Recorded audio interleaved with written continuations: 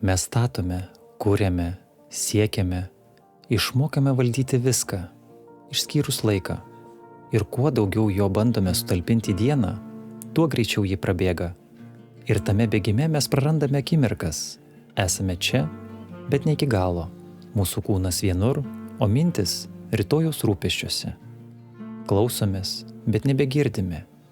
Prarandame ryšį. Pirmiausia su artimaisiais, o galiausiai su savimi. O jeigu naktis vėl taptų laikas sau, ne tiesiog poilsio, o erdvė, kurioje nutyla pasaulis, kurioje protas pagaliau randa tylą, kur kūnas gauna ne tik jėgų, bet ir ramybė, reikalinga išgirsti save iš naujo. Tai nėra prabanga, tai pamatas.